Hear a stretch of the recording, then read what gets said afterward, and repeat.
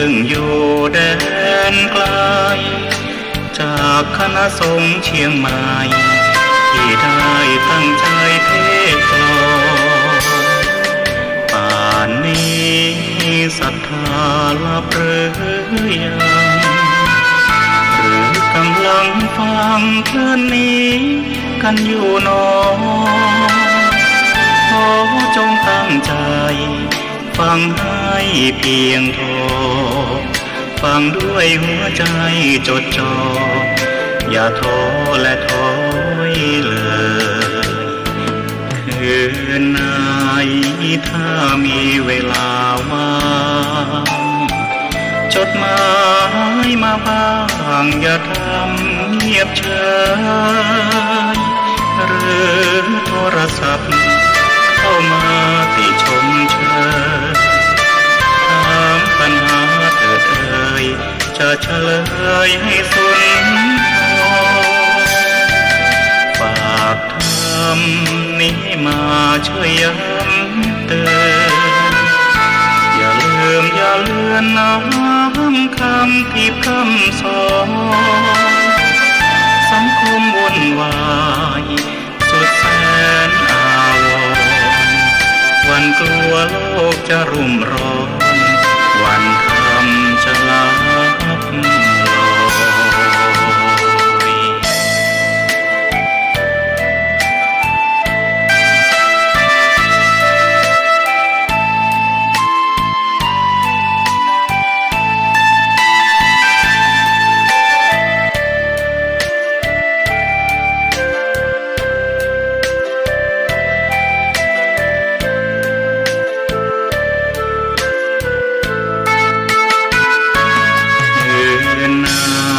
ยถ้ามีเวลาว่างจดหมายมาบ้างอย่าทำเงียบเฉยหรือโทรศัพท์เข้ามาติชมเชยถามปัญหาเถิดเอ่ยจะเฉลยให้สุนทรฝากธรรมนี้มาช่วยย้ำเตือนอย่าลืมอย่าเลือนน้ำคำที่พร่ำสอนสังคมวุ่นวายสุดแสนอาวรณ์วันกลัวโลกจะรุ่มร้อนวันคำจะลับลอย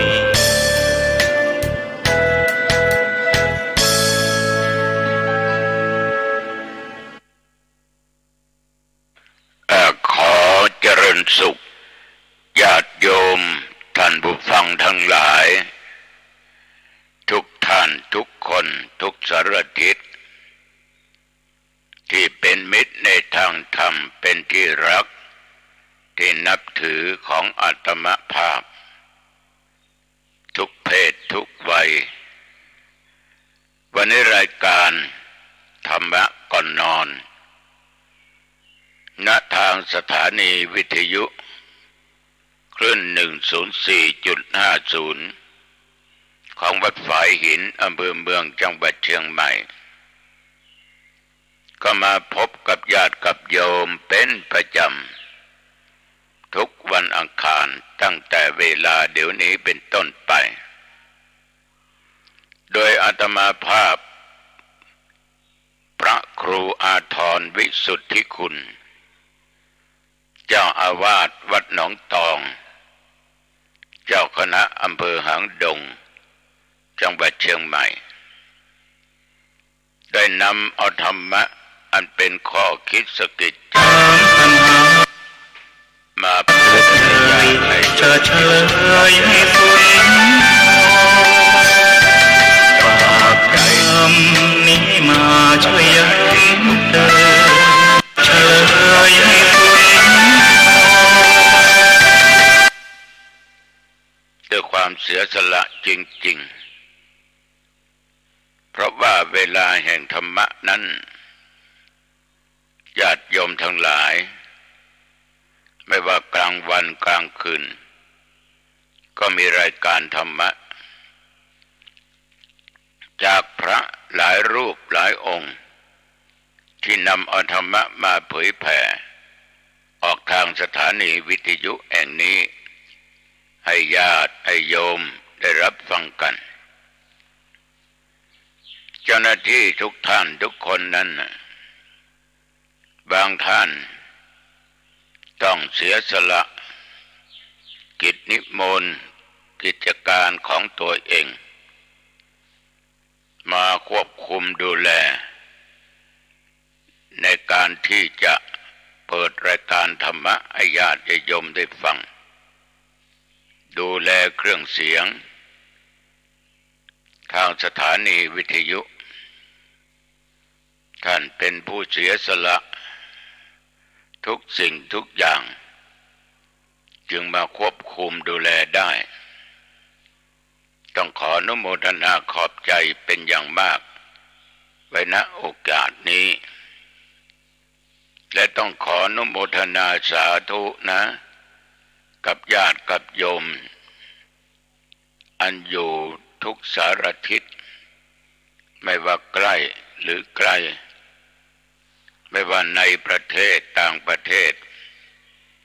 จะอยู่แห่งหนสถานที่ไหนก็ตามที่ติดตามฟังรายการธรรมะก่อนนอนจากตุเจ้าวัดหนองทองด้วยดีตลอดมาก็ต้องขออนุโมทนาญาติโยมทั้งหลายอังคารที่ผ่านมานั้นได้นำเอาเรื่องการรู้จักเขตวันนี้จะพูดถึงรู้จักผลแต่ก่อนอื่นที่จะนำมาพูดอธิบายนั้นธรรมะทุกข้อที่ตุเจ้านำมาพูดนั้นเป็นข้อธรรมที่ตุเจ้าเคยผ่านในการนำมาปฏิบัติเมื่อเรารู้เรานำมาปฏิบัติเรารู้อย่างแท้จริงว่าทุกสิ่งทุกอย่างที่มันเกิดขึ้นกับชีวิตตัวเราไม่ว่าความทุกข์ความจนไม่ว่าความสุขมันมาจากเหตุทั้งนั้นมันจึงเกิดผลขึ้นแต่ทว่าในวันนี้ก่อนที่จะพูดได้บอกกับญาติกับโยมไปเลยว่ามีเรื่องที่จะต้องนำมาพูดให้ญาติโยมได้รับฟังกันแต่ก่อนอื่นนั้นต้องขอเมตตาจากท่านผู้ฟังนะสิ่งที่จะกล่าวต่อไปข้างหน้านี้ไม่ได้มาเรี่ยไรบอกบุญกุศลให้ญาติโยมทำบุญทำทานเข้าส่วนตัวเป็นของส่วนตัวเราทำกันในนามคณะสงฆ์ทั้งจังหวัดและหน่วยงานราชการจังหวัดคือไม่สักกี่วันที่ผ่านมาได้มีการประชุมเจ้าคณะผู้ปกครองมีหลวงพ่อจังหวัดรองจังหวัดเจ้าคณะอำเภอรองอำเภอเลขานุการและพระนักเผยแผ่ธรรมทั้งนอกก็มีผู้ว่าการจังหวัดเชียงใหม่แต่เนื่องจากว่าผู้ว่าราชการนั้น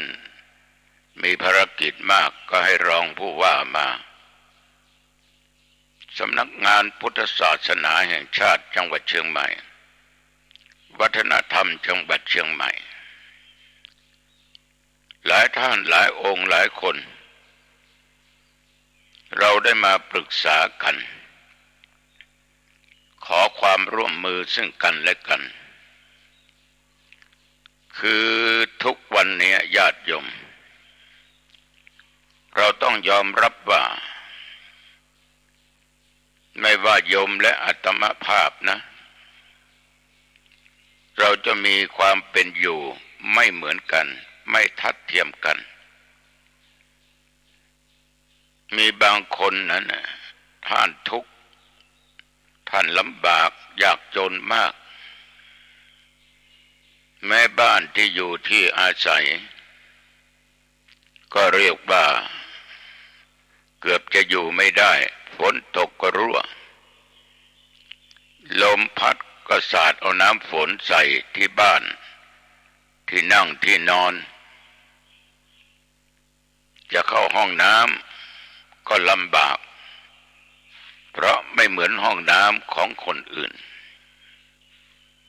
มีอีกเยอะในจังหวัดเชียงใหม่จังหวัดอื่นก็คงจะมีเช่นเดียวกันแต่หน่วยงานราชการพระสงฆ์องค์เจ้าเราก็ได้ช่วยเหลือกันสงเคราะห์กันเป็นส่วนมากในจังหวัดเชียงใหม่25อำเภอนั้นลำบากขาดแคลนจริงๆมี30,000 กว่าครอบครัวญาติโยม30,000 กว่าครอบครัวนี้เรียกว่าวิกฤตจริงๆบางครอบครัวก็เป็นผู้เฒ่าผู้แก่ชราไม่สามารถไปรับจ้างที่ไหนได้ลูกเต้าก็ไม่มีทางหน่วยงานนั้นได้สำรวจดูทางคณะสงฆ์ได้สำรวจดูจะไปช่วยทั้ง30,000 กว่าครอบครัวนั้นทั้งหมดคงเป็นไปได้ยากในที่ประชุมนั้นมาคิดตกลงกันเรียกว่าเฟ้นเอาที่จำเป็นก่อนครอบครัวอื่นมา45ครอบครัวทั่วจังหวัดเชียงใหม่ทุกอำเภอละ2ครอบครัวก็มี1ครอบครัวก็มี3-4ครอบครัวก็มีเรียกว่าที่อยู่ที่อาศัยนั้นลำบากมากๆก็วางแผนไว้ทั้งซ่อมทั้งสร้างซ่อมก็ต้องอาศัยปัจจัยมากสร้างก็ต้องอาศัยปัจจัยเยอะการที่จะซ่อมจะสร้างบ้านเรือนเคหสถานให้ท่านผู้ที่ทุกข์ร้ายเข็ญใจนั้นเราจะไม่ใช้งบประมาณใดๆทั้งสิ้นเราจะขอ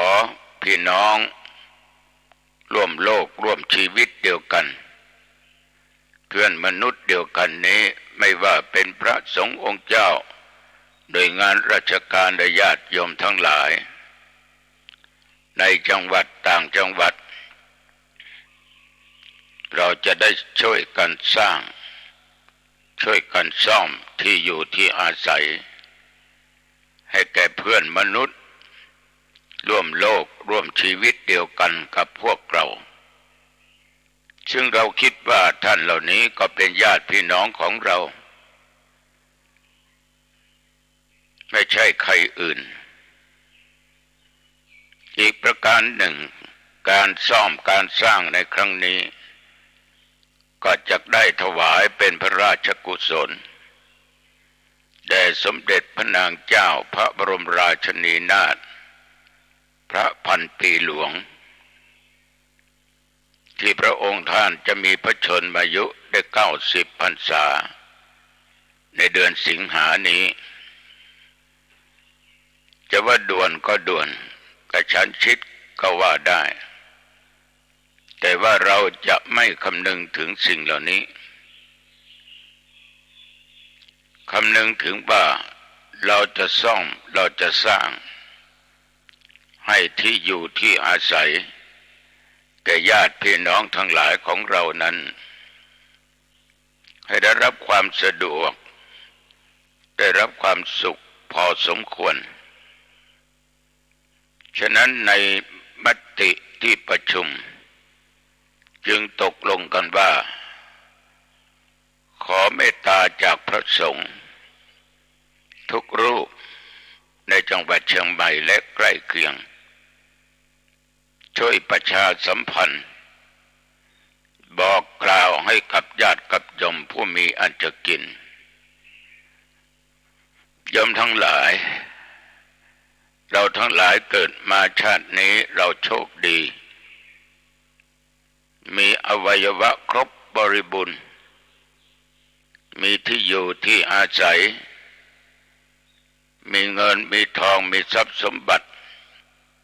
มีที่ไร่ที่นาที่สวนมีบ้านอยู่มีเครื่องนุ่งห่มมียวดยานพาหนะครอบครัวอยู่เย็นเป็นสุขทั้งสามีภรรยาลูกเต้าพ่อแม่เราทุกคนนั้นต่างมีความสุขไม่ตกทุกข์ยากจนเหมือนกับท่านเหล่านั้นทุกอย่างนี้มาแต่เหตุทั้งนั้นจึงมีผลเหตุก็คือญาติโยมทั้งหลายได้สร้างไว้ในอดีตชาติจะชาติไหนๆก็ตามโยมคงจะมีจิตที่เป็นธรรมะเมตตากรุณาช่วยสงเคราะห์ได้ทำบุญทำทานอนุเคราะห์สงเคราะห์ช่วยกันกับพระสงฆ์หรือญาติโยมทำเองซ่อมบ้านปลูกบ้านตลอดจนให้สิ่งของเป็นทานมาแล้วก็ทำกันเป็นทีมก็มีเป็นเพื่อนพ้องเดียวกันก็มีฉะนั้นญาติโยมเกิดมาชาตินี้ภพนี้โยมจึงไม่ตกทุกข์ได้ยากมีทุกสิ่งทุกอย่างถึงไม่เป็นขั้นมหาเศรษฐีแต่โยมก็ไม่อดไม่อยากนี่เพราะโยมสร้างเหตุดีจึงได้รับผลดีตอบแทนโยมสำหรับญาติโยมที่ทุกข์ไร้ยากจนนั้นถ้าจะพูดไปก็เป็นกรรมวิบากในอดีตชาตินั้นคงไม่ได้สร้างอะไรมากเท่าพวกเราทั้งหลาย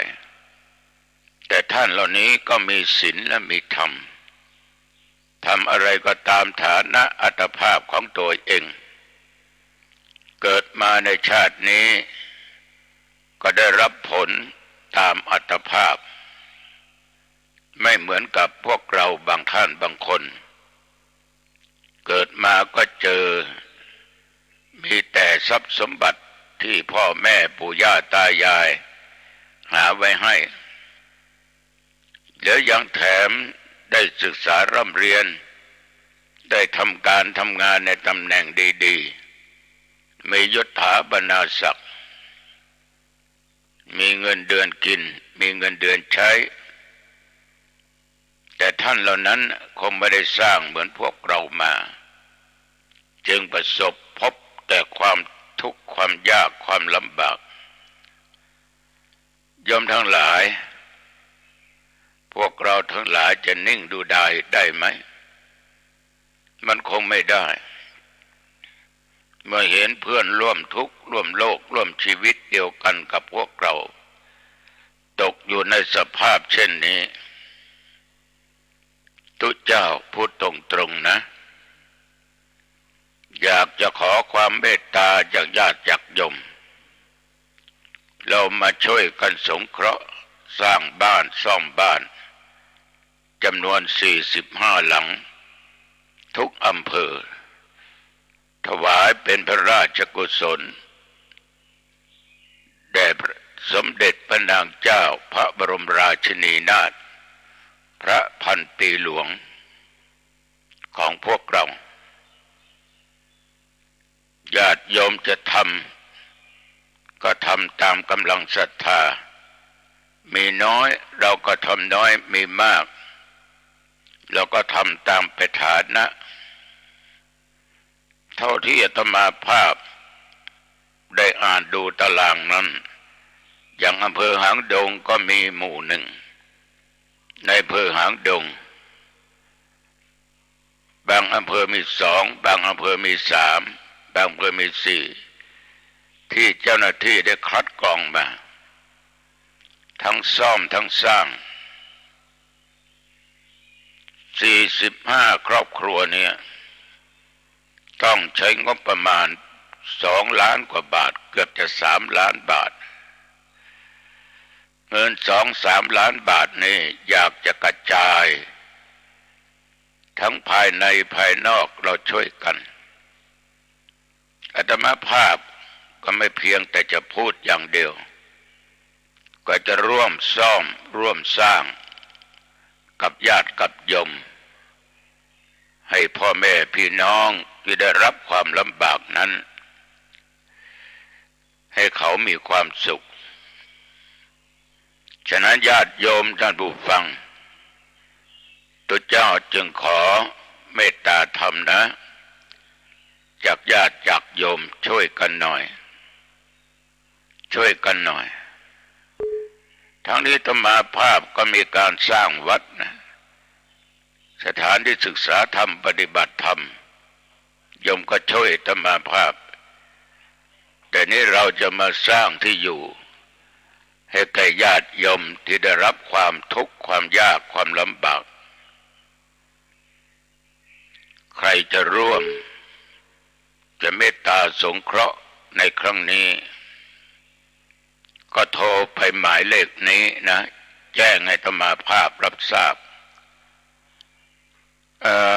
บางท่านอาจจะมีฐานะที่มั่นคงนะหลวงพ่อหลังหนึ่งเนี่ยซ่อมประมาณสักเท่าไหร่สร้างสักเท่าไหร่อาตมาเห็นตารางแล้วบอกว่าซ่อมประมาณ50,000 กว่าบาทถ้าสร้างนั้นก็เป็นแสนขึ้นไปเป็นแสนขึ้นไปฉะนั้นรวมทั้งหมด2 ล้านกว่าบาทเกือบจะ3 ล้านบาท25 หลังคาเรือนแต่โยมจะรับเป็นเจ้าภาพบริจาคเท่าไหร่ก็ได้โทรไปหาอาตมาภาพก็ได้หรือจะไปทำบุญที่หลวงพ่อพระเทพปริยัติเจ้าคณะจังหวัดเชียงใหม่ที่วัด7 ยอดพระอารามหลวงในเมืองเชียงใหม่ก็ได้ที่พระเดชพระคุณท่านเจ้าคุณพระเทพสิงหวราจารย์รองเจ้าคณะจังหวัดเชียงใหม่วัดพระสิงห์วรมหาวิหารอำเภอเมืองจังหวัดเชียงใหม่ก็ได้หรือว่าโยมจะสอบถามโทรศัพท์ไปที่อาตมภาพหมายเลขจะบอกให้นะ081 950 3471 081 950 3471 081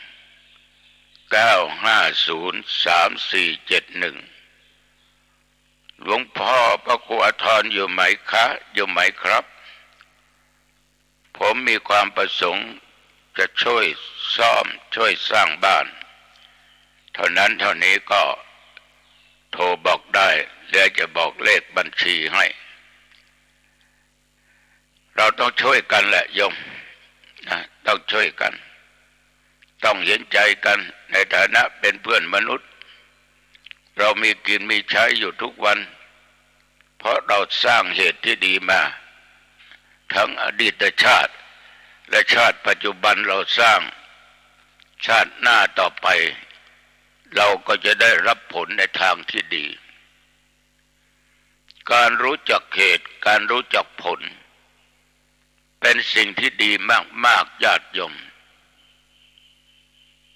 คำว่ารู้จักผลนั้นคือรู้ความมุ่งหมาย รู้ประโยชน์ที่ประสงค์รู้จักผลที่เกิดขึ้นสืบเนื่องมาจากเหตุที่เรากระท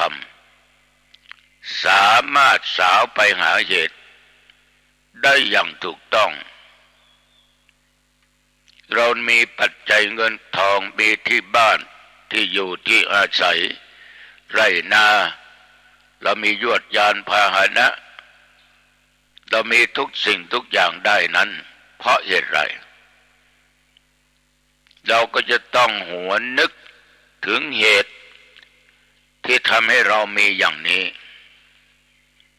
เราสามารถสาวไปหาต้นเหตุได้เพราะตัวเจ้าบอกโยมว่าทุกอย่างมาจากเหตุทั้งนั้นเราจะสุขเราจะทุกข์ก็มาจากเหตุเราจะเจ็บไข้ได้ป่วยก็เพราะมาจากเหตุในบางสิ่งบางอย่าง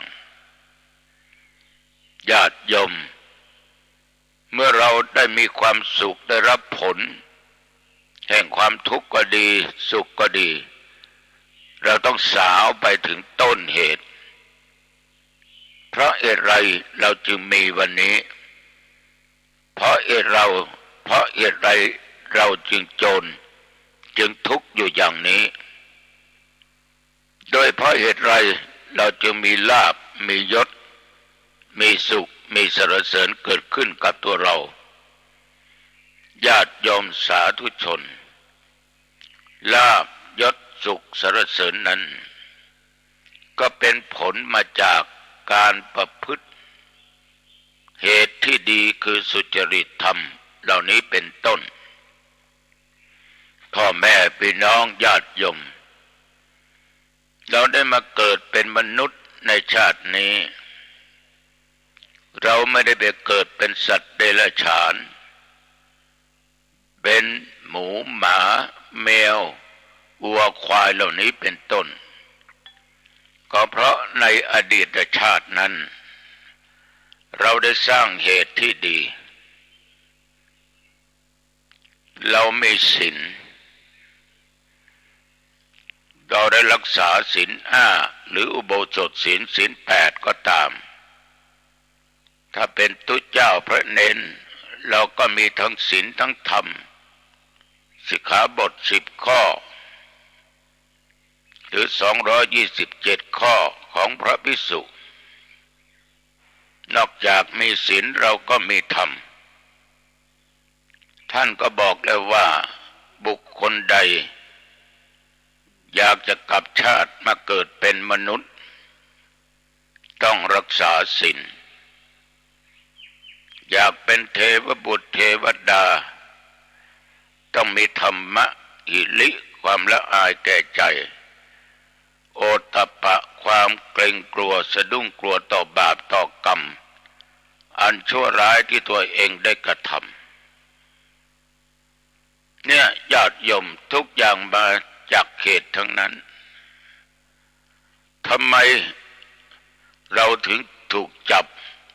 ติดคุกติดตารางตลอดชีวิตหรือโทษประหารชีวิตก็เพราะเราไปก่อเหตุที่ไม่ดีเราไปฆ่าคนตายกับมือเราตั้งหลายคน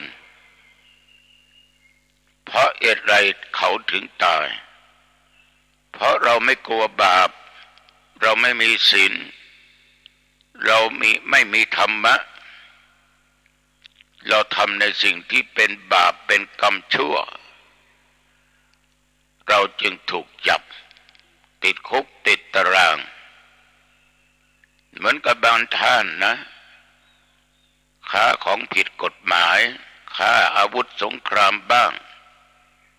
ยาบ้าบ้างอะไรบ้าง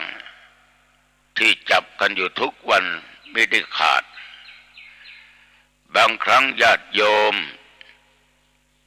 จะต้องมาต่อสู้กับเจ้าหน้าที่แล้วก็ตายไปเพราะถูกยิง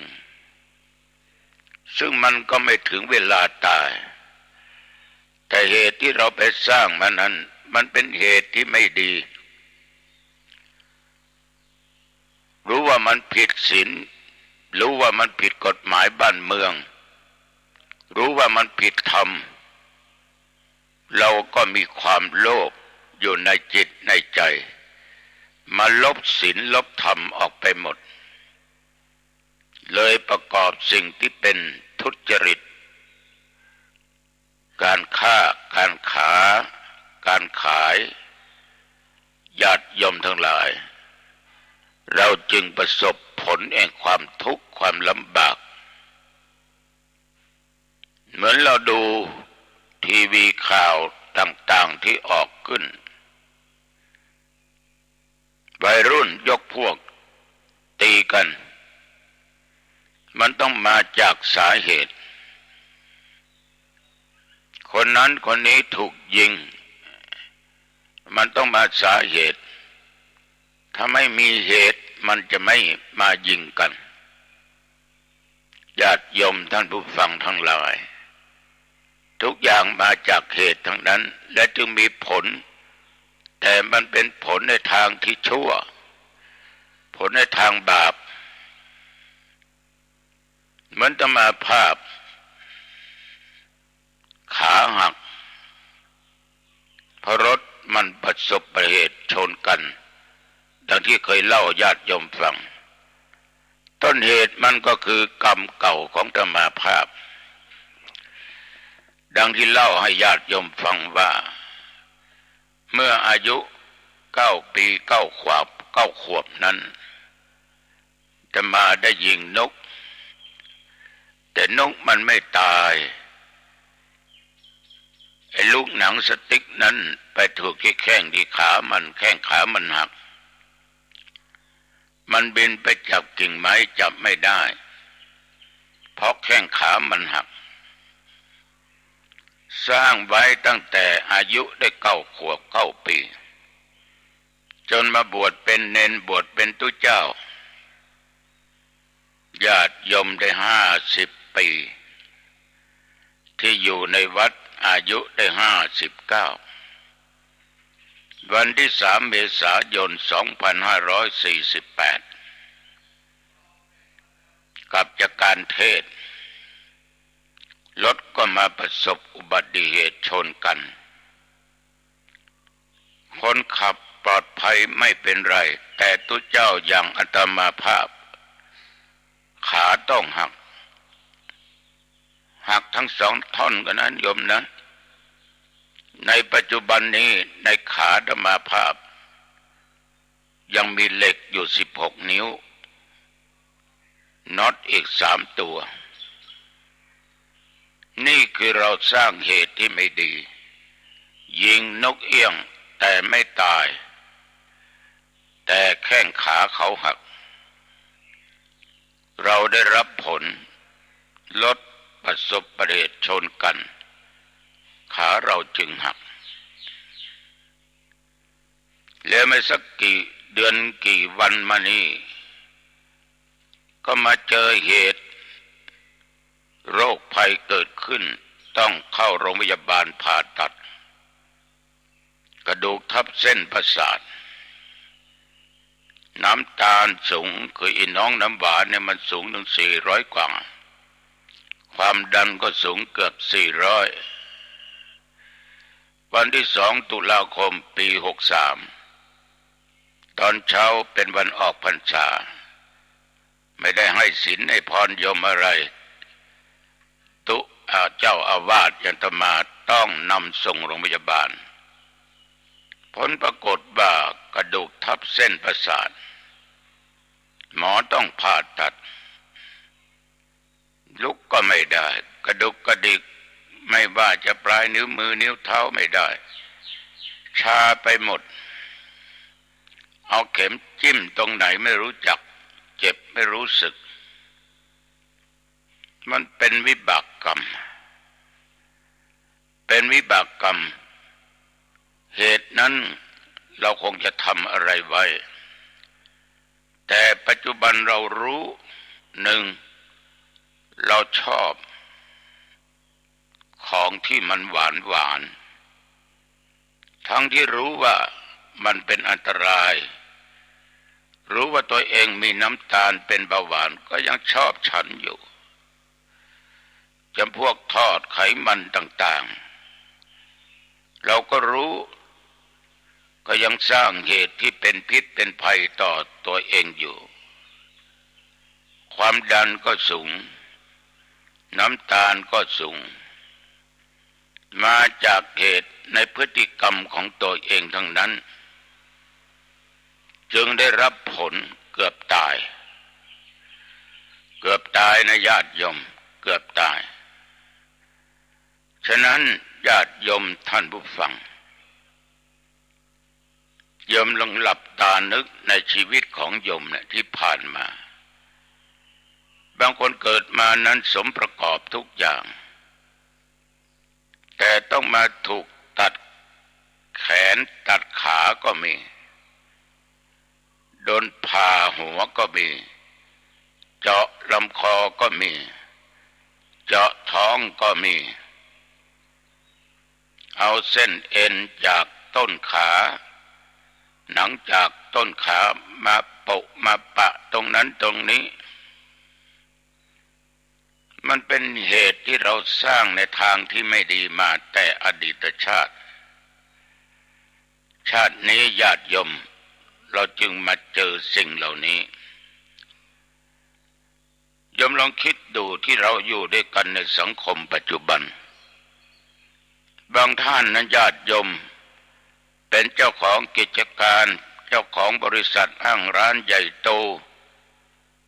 ไปทั่วประเทศถึงต่างประเทศ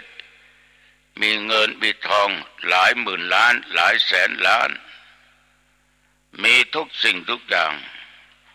ก็เพราะเขาสร้างเหตุในทางที่ดีมาก่อนจึงได้รับผลในทางที่ดีพี่น้องที่อยู่บ้านเดียวกันกับพวกเรามีทั้งรถเบนซ์รถวอลโว่มีบ้านหลังเบิ่มเลยมีทุกสิ่งทุกอย่างแต่เราอยู่กระต๊อบทำมาหากินไปเช้ากลับเย็นเรียกว่าได้มาจ่ายไปเป็นวันๆลำบากมากก็เพราะเราสร้างเหตุมันไม่เท่ากับเขาได้ทำบุญสุนทานมามากได้สงเคราะห์ช่วยเหลือคนมามากเขาจึงได้รับผลเช่นนี้เนี่ยเหมือนญาติโยมที่นั่งฟังอาตมาภาพ 99% นะโยมมีความสุขมีฐานะที่ดีไม่เดือดร้อน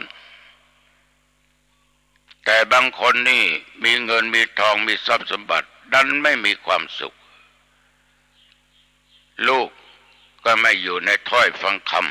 ำได้ผัวก็ได้ผัวไม่ดีขี้เหล้าเมายาเล่นการพนันได้เมียก็ประพฤติแต่สิ่งไม่ดีไม่ค่อยอยู่บ้านไม่เป็นแม่บ้านที่ดีมีทรัพย์สมบัติแต่ทุกข์ใจอย่างมากก็ลองนึกดูเพราะเหตุไรเพราะเราทั้งหลายนั้นไปทำเหตุไม่ดีมันก็จึงเกิดผลขึ้นมาในสิ่งที่ไม่ดีเกิดขึ้นทำให้ครอบครัวอยู่ไม่เป็นสุขเป็นบ้านแตกแสลกขาดไปก็มีฉะนั้นสาธุชนญาติโยมองค์สมเด็จพระสัมมาสัมพุทธเจ้าของพวกเราขนาดท่านเกิดมาเป็นลูกของกษัตริย์อยู่ในเมืองกบิลพัสถ้าไม่ออกบวชจักได้เป็นจักรพรรดิเอกในโลกนะมีนางน่าสนมมีดนตรีให้ฟังทุกวันจะไปที่ไหนเสด็จไปหนไหนก็ตามมีผู้ติดตามอยู่ตลอดเวลาแต่พระพุทธองค์ก็ยังคิดว่ามันไม่ใช่หนทางแห่งความพ้นทุกข์ ได้เสด็จไปเห็นเทวทูตเห็นคนแก่คนเจ็บคนตายและเห็นสมณะจะทำยังไงไม่ต้องเกิดไม่ต้องแก่ไม่ต้องเจ็บและไม่ต้องตายถ้าเราอยู่อย่างนี้ต้องเกิดแก่เจ็บตายอยู่อย่างนี้พระพุทธองค์ก็ทรงเสด็จออกผนวดเป็นพระสมณโคดมบำเพ็ญเพียรได้5-6 พรรษาได้รู้สิ่งที่เป็นจริงคืออริยสัจสี่เรื่องของทุกข์สมุทัยนิโรธและมรรคดังที่เรานำมาอธิบายญาติโยมฟังในที่สุดพระองค์ก็ทรงค้นพบเหตุแห่งทุกข์ก็คือตัวตัณหาจะดับทุกข์ต้องดับที่ตัวตัณหาเดี๋ยวต้องปฏิบัติตามแนวปฏิบัติมรรคมีองค์8หรือหนทางแห่งการปฏิบัติความหลุดพ้นญาติโยมพระพุทธองค์นั้นเมื่อรู้เหตุพยายามดับที่ต้นเหตุในสิ่งไม่ดีเมื่อรู้เหตุว่าสิ่งนี้เป็นเหตุไปในทางดีพระองค์ก็มีวิริยะอุตสาหะบำเพ็ญเจริญสมาธิภาวนาในที่สุดพบความเป็นจริงไม่ต้องมาเวียนว่ายตายเกิดอยู่ในวัฏสงสารเหมือนกับพวกเราทั้งหลายนี่ญาติโยมฟังดูแล้วทุกอย่างสุขก็ดีทุกข์ก็ดีมาแต่เหตุทั้งนั้นขอฝากกับญาติกับโยมจงละเหตุที่เป็นทางทุจริตในทางที่ไม่ดีที่เป็นบาปเป็นกรรมไม่ดีนะละทิ้งเสียโยมจะทำกิจการงานอะไรก็ตามในสถาบันไหนก็ตามองค์กรใดก็ตามความทุจริตนั้นจะนำความหายนะให้เกิดขึ้นแก่ตัวของโยมทั้งตำแหน่งหน้าที่ทั้งชื่อเสียงทั้งวงตระกูลเสียหมดเพราะเราทุจริตไปสร้างเหตุที่ไม่ดีเลยได้รับผลในทางที่ไม่ดีชาวบ้านชาวเมืองต่างก็วิพากษ์วิจารณ์กันว่าเราเนี่ยเป็นคนไม่ดีไม่น่าไว้วางใจไม่น่าเชื่อถือสมน้ำหน้าที่ถูกจับถูกยึดทรัพย์นี่เพราะอะไรญาติโยมเพราะเราสร้างเหตุไม่ดีฉะนั้นขอญาติโยมตั้งอยู่ในความสุจริตธรรมมีศีลมีธรรมมีกฎหมายมีกฎระเบียบโยมทำไปเถิดถ้าตั้งอยู่ในศีลอยู่ในธรรมแล้วผลที่ได้รับนั้นมันดีเหมือนญาติโยมเล่นการบ้านการเมืองจะเป็นสทจะเป็นสจจะเป็นสสเข้าไปแล้วก่อนที่จะเข้าได้บอกกล่าวปกเป่าให้สัญญากับชาวบ้านว่าจะทำน่นจะทำนี่จะให้นั้นจะให้นี้แต่เข้าไปแล้วไม่ทำ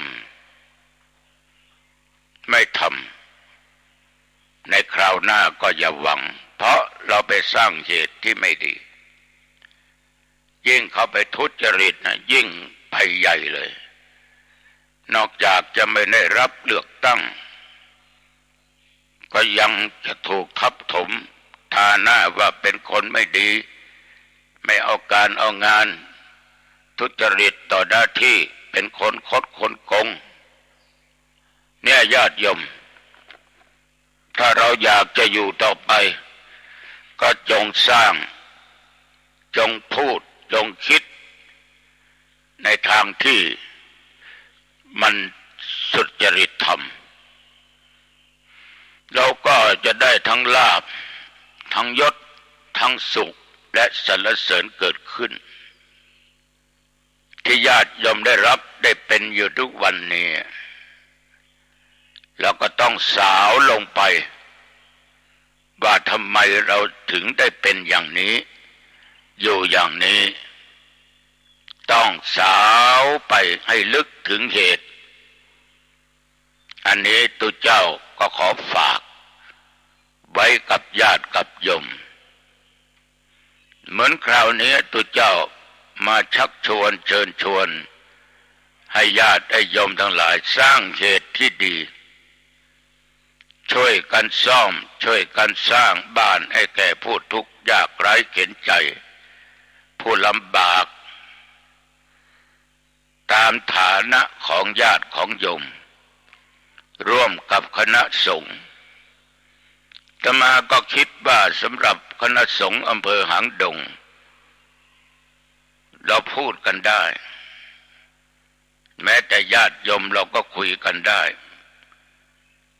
แล้วก็เหมือนกับญาติโยมที่มีธรรมะอยู่ในจิตในใจเราพูดกันได้ฟังกันได้เพราะสิ่งที่อาตมาภาพนำมาพูดนี้มันมีต้นเหตุ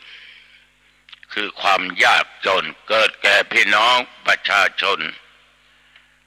ที่เป็นเพื่อนร่วมโลกร่วมชีวิตเดียวกับพวกเราได้รับความลำบากทุกข์ยากเข็ญใจเราสมควรจะทำยังไงเมื่อรู้เหตุอย่างนี้เราต้องร่วมมือกันสร้างเหตุที่ดีคือช่วยเหลือเขา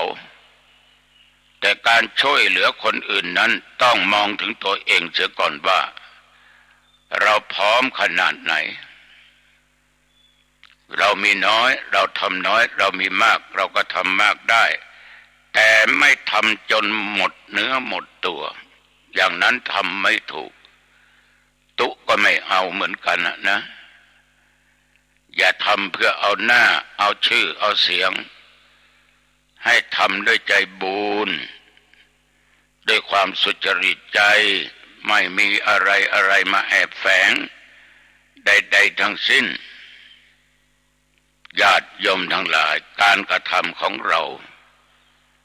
มันก็บริสุทธิ์ฉะนั้นญาติโยมทำไปเถอะโยม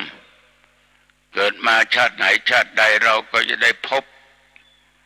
ได้รับผลสิ่งที่เรากระทำเพราะเราทำดี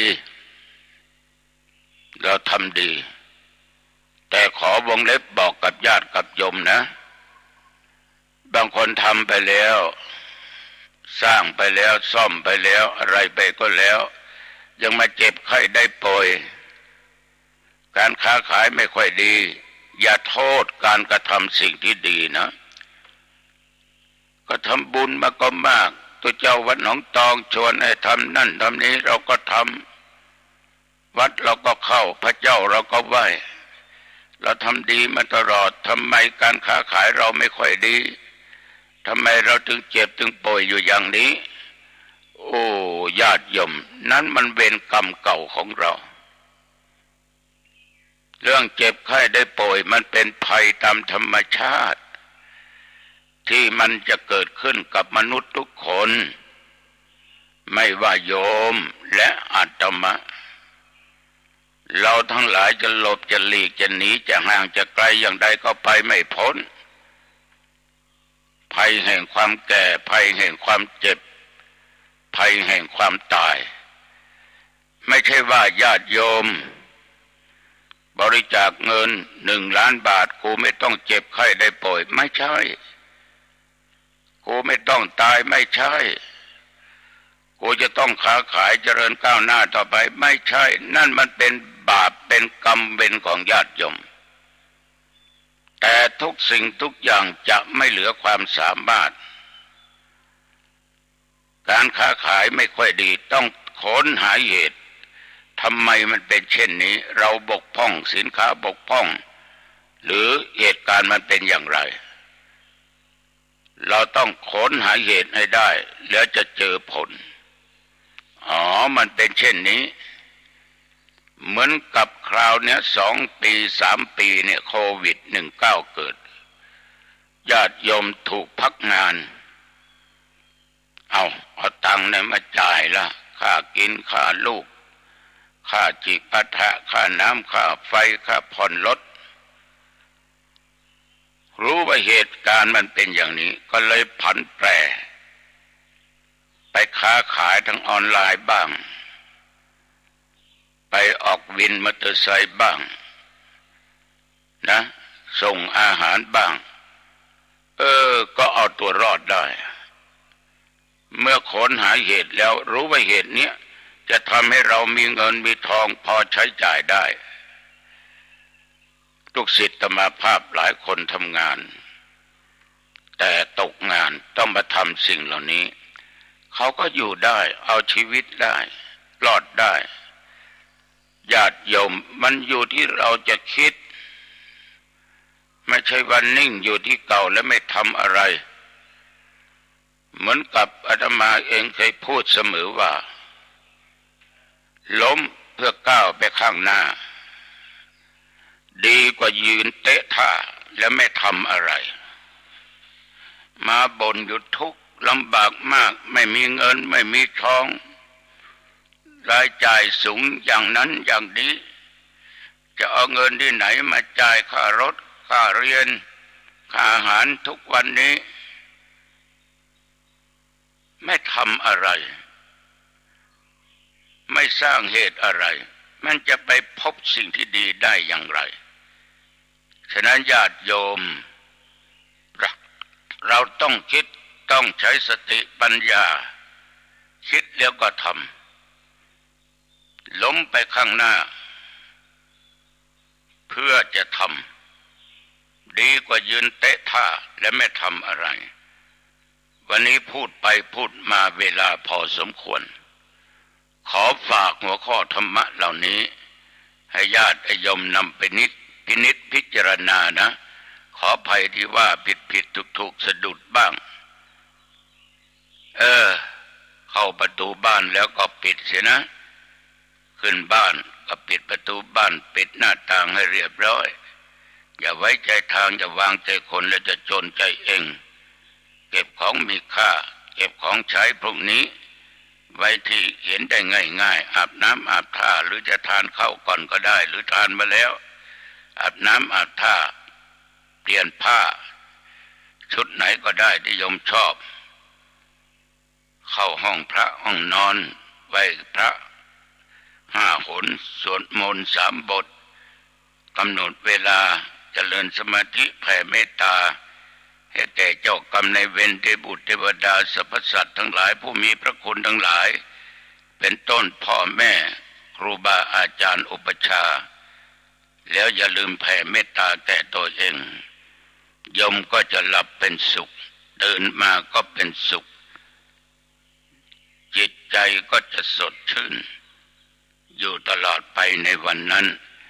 อายุวันโนสุขังพลังจงบังเกิดมีแก่ญาติแก่โยมท่านผู้ฟังทุกท่านทุกคน